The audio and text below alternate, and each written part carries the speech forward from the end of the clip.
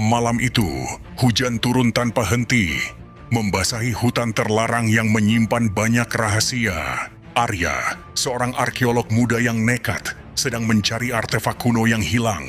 Ia sendirian, hanya ditemani oleh senter yang cahayanya menari-nari di antara pohon-pohon raksasa. Arya menemukan sebuah kuil kuno yang hampir seluruhnya tertutup lumut. Dindingnya diukir dengan simbol-simbol aneh yang belum pernah ia lihat. Di tengah kuil, ada sebuah jam matahari yang tidak menunjukkan waktu. Penasaran, Arya menyentuhnya. Tiba-tiba, jam matahari itu bersinar terang dan Arya merasakan pusaran energi yang kuat menariknya. Ia kehilangan kesadaran. Ketika matanya terbuka, ia tidak lagi berada di kuil, melainkan di sebuah labirin yang terbuat dari tanaman aneh. Yang lebih aneh, tanaman-tanaman itu seperti terbuat dari waktu. Mereka bisa berkedip maju dan mundur, menunjukkan masa lalu dan masa depan secara bersamaan. Di tengah kebingungan, Arya melihat sesosok bayangan aneh di ujung labirin.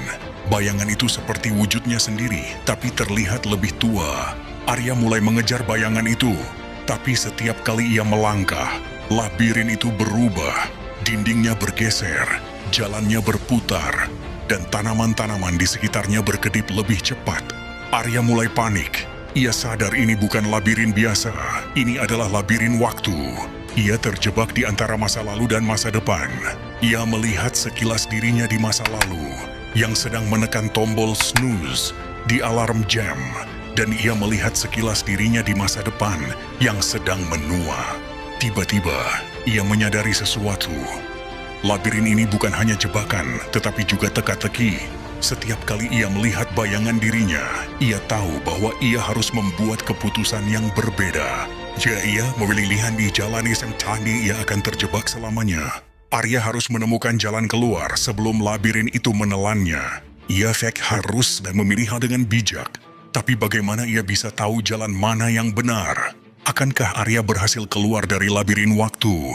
Atau ia akan selamanya terjebak di antara masa lalu dan masa depan?